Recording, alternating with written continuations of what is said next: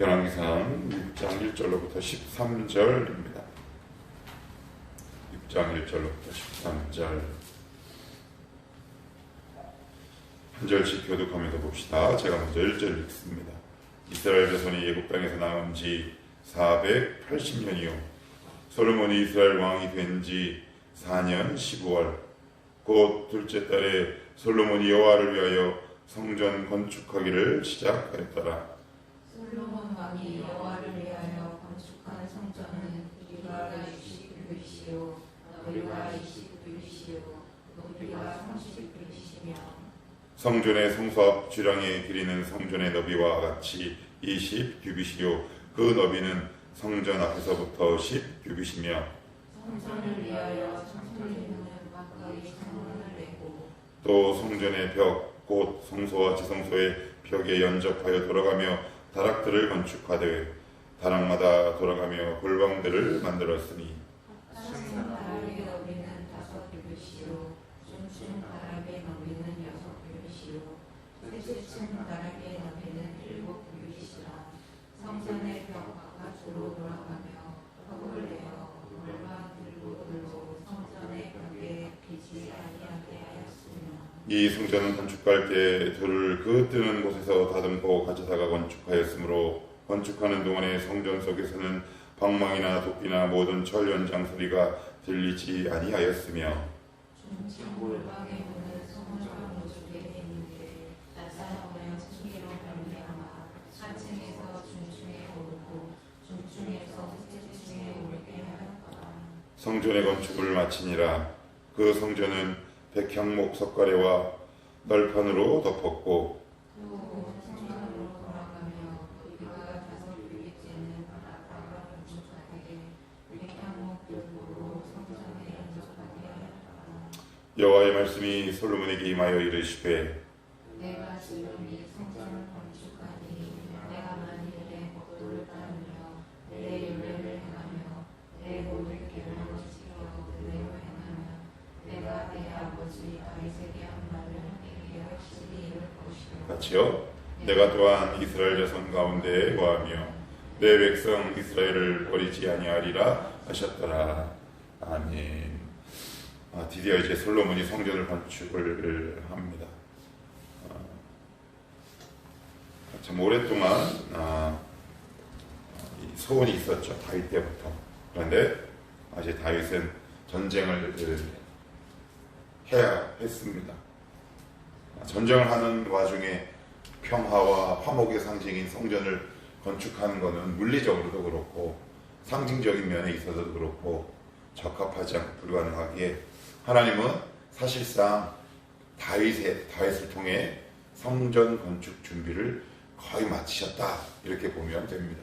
그래서 이렇게 말씀을 드렸어요. 심는 사람이 있고 가꾸는 사람이 있고 그리고 거두는 사람이 있다. 그래서 오늘은 1절로부터 13절은 성전 건축하는데 정확히 얘기하면 외곽, 내면 말고 큰 구조, 그 틀만 좀 이야기를 합니다. 그래서 14절의 소제목 보시면 성전 내부 장식 이렇게 나오죠.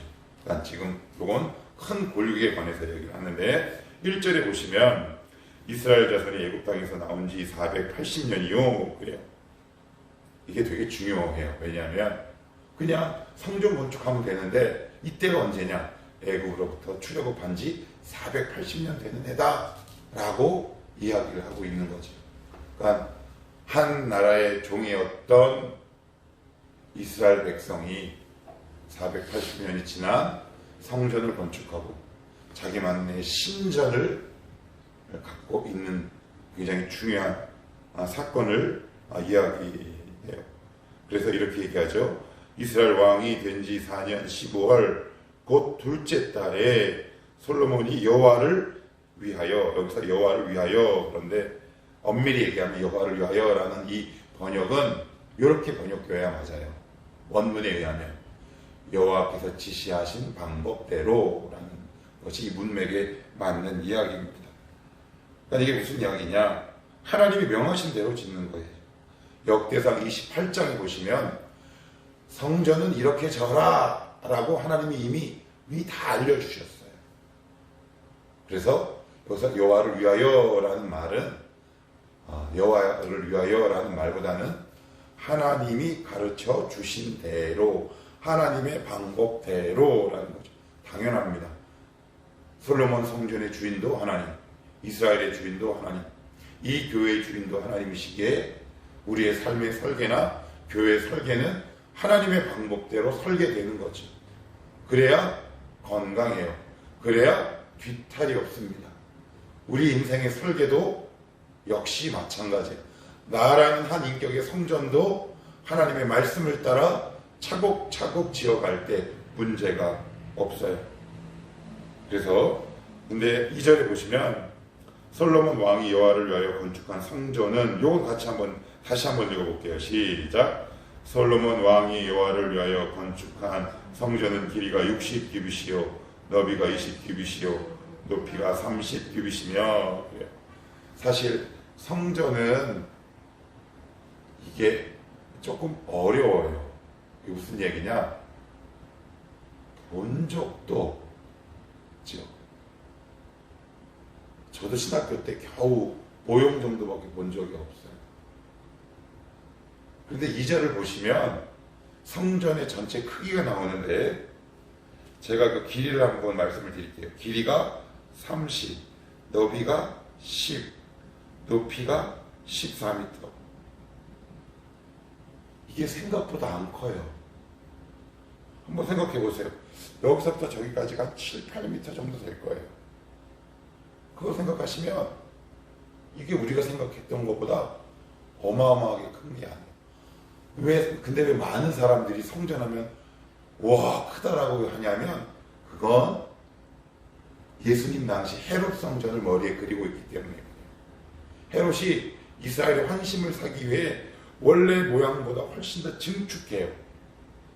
그런데 원래 솔로몬 성전은 길이가 30, 너비가 10, 너비가 10m라고 해봤자 여기서부터 저기부터 조금 더 될걸요? 그건 그렇게 크지 않아요. 높이도 14m. 그러면 왜 우리가 생각했던 것보다, 그리고 솔로몬의 재산이 어마어마했잖아요. 그런데 더 크게 지을 수 있는데 왜 이렇게 생각보다는 작게 성전을 지으라고 하셨을까요? 교회의 진정한 영광은 건물의 크기가 아니라 하나님의 임재 여부에 달려있음을 우리 주님이 알려주시는 거예요. 얘들아, 너 솔로몬 잘 들어. 너 내가 복 줘서 돈 많고 나라들도 다 네 앞에 무릎 꿇고 너 얼마든지 크게 지을 수 있어. 그렇지만 나는 이방 신전처럼 화려하게 성전을 짓지 않을 거야. 그리고 열왕기상 8장에 보면 주님께서 솔로몬에게 나타나서 말씀하실 때도 이렇게 말씀하세요. 나는 너희들이 생각하는 그 신들처럼 어떤 한 제한된 공간에 갇히는 존재가 아니다. 그러니 하나님이 솔로몬에게 말씀하실 때 이렇게 요구하시고 성전을 그렇게 지으라고 말씀하고 있는 거예요. 얼마나 크게 짓고 싶었을까요? 만약에 이 양식이 없었다 그러면 솔로몬은 아마 어마어마하게 지었을걸요. 그래서 후대 학자들, 위클리프, 그리고 소위 이제 복음주의적 신학자들의 입장에서 보면 그 당시 고대 신전과 확연하게 다르대요. 확연하게 구조 자체가, 그리고 크기도 다르고. 우리는 그렇게 생각하잖아요. 이방 신전보다 크겠죠? 아니요, 훨씬 작습니다. 비교할 수 없을 정도로 작아요. 그리스 판테온 신전 혹시 보셨나요? 걸어서 세계 속으로나 저기 세계사나 아니면 역사 그 책 표지에 보면 파르테논 신전 같은 거 어마어마하거든요. 그런 비교가 안 될 정도로 작습니다. 하나님의 임재 여부는 건물의 크기가 아니라 바로 하나님의 임재 여부에 달려있기 때문에 그래요. 그래서 다시 한번 말씀드리면 길이가 약 30m, 너비가 10, 높이가 14m. 우리가 머리에 그리고 있는 것만큼 그렇게 큰 규모의 성전은 아니었다. 솔로몬의 재산과 부의 규모에 비해 턱없이 작습니다. 하나님이 성전의 양식을 정했기 때문에 그래요. 성전은 단순히 신앙의 정체성을 확립하는 것일 뿐 거기에 갇혀 지낼 수 있기 때문에 그래요. 그런데 나중에 어떻게 됩니까? 이스라엘 모든 민족은 성전에 매몰되어 버립니다. 그래서 주님이 뭐라 그러세요? 이 성전을 헐라 내가 사흘 만에 지으리라 이렇게 말씀하시잖아요. 결과론적이긴 하지만 이스라엘 공동체 성전이 더 없었으면 어땠을 뻔했나 싶을 정도로 참 아쉬운 면이 많지요. 자, 3절 계속해서 볼게요.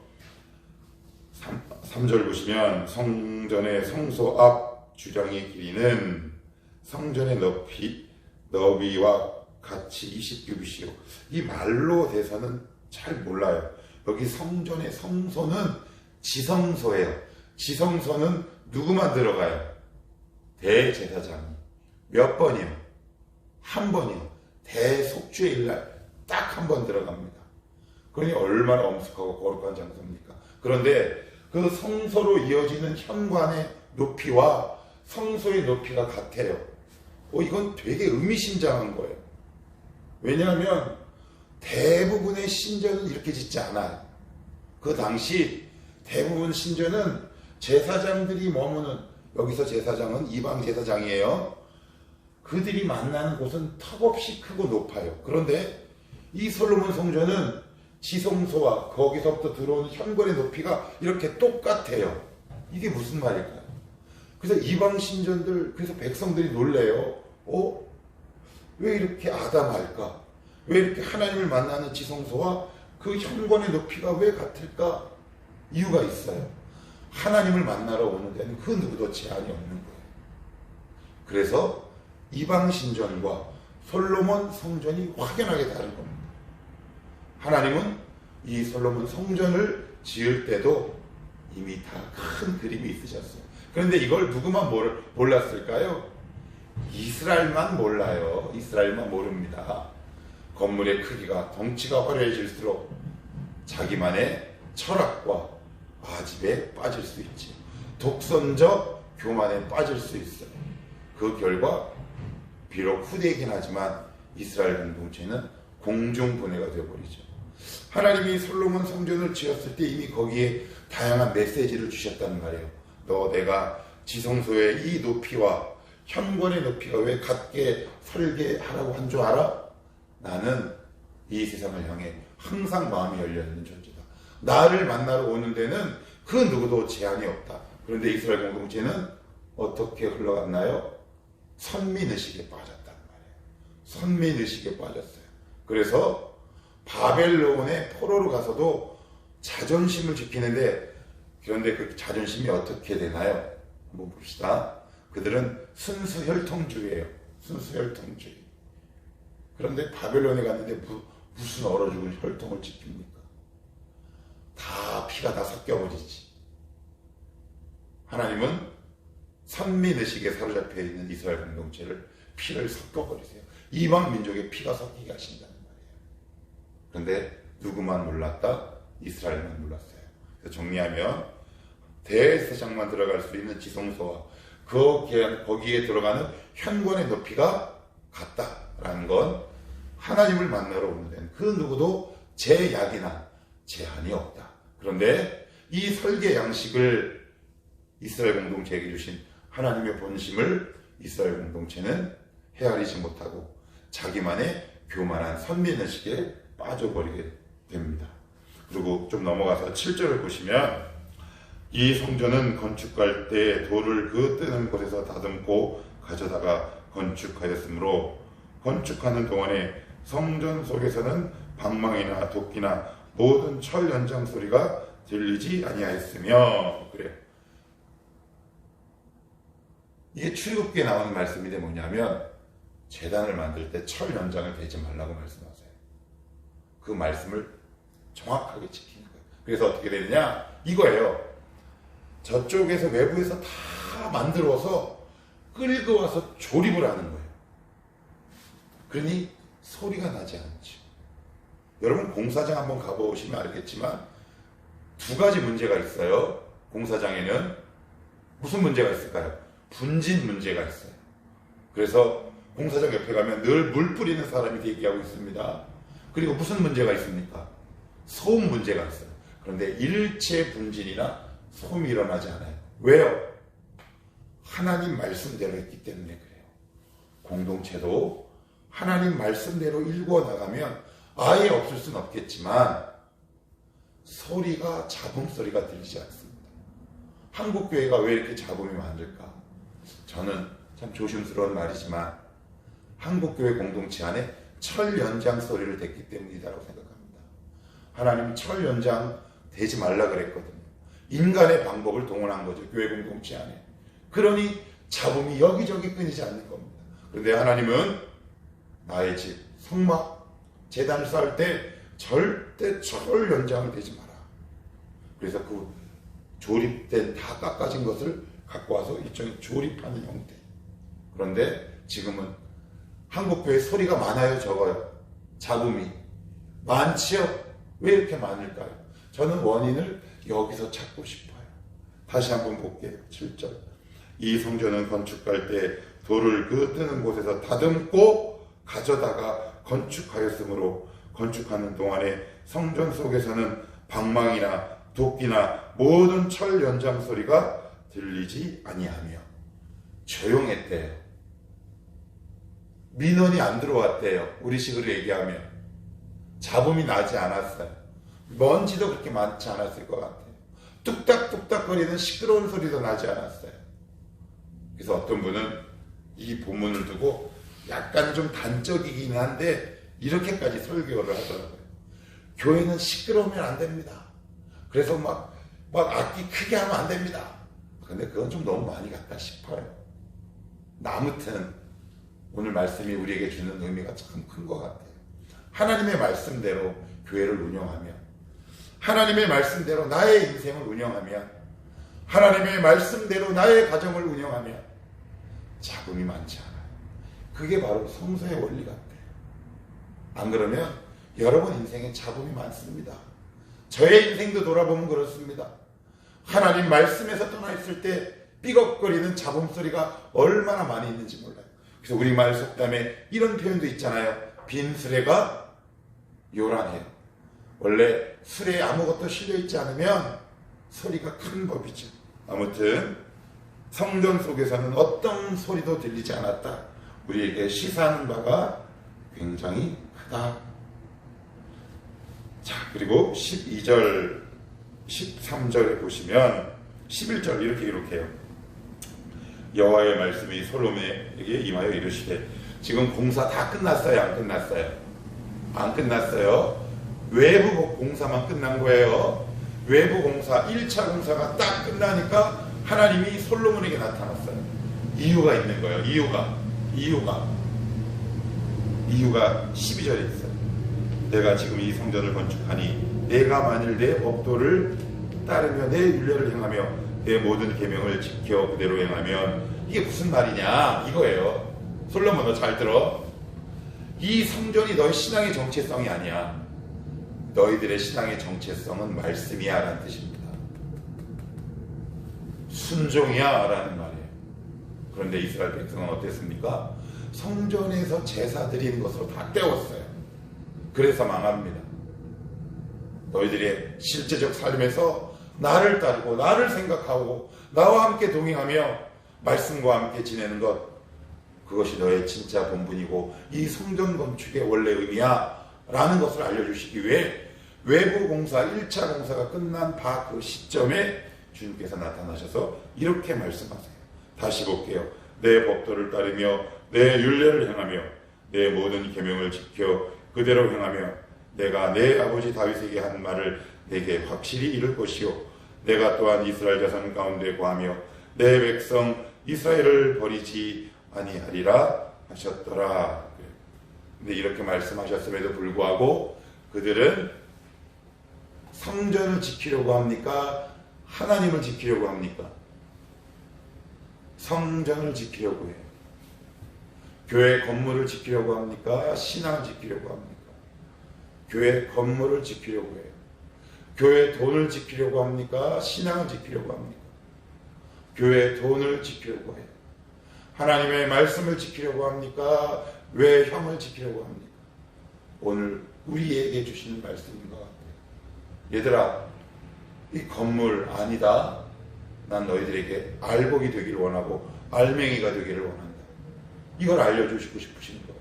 그래서 모든 공사가 다 끝나고 그제서야 나타나셔도 되는데 1차 공사가 끝난 이 무렵에 다시 한번 나타나세요. 이 성전 건축의 본래의 의미와 목적을 다시 한번 상기시켜 주시는 겁니다. 우리 지킬 만한 것 지키며 살아내십시다. 그런데 솔로몬이야 나중에 이스라엘 공동체는 성전을 지키려고 했지만 소용없었어요. 그 결과 성전은 바벨론 제국에 의해 거의 다 파손되고 결국 그들은 외국으로 끌려가게 됩니다.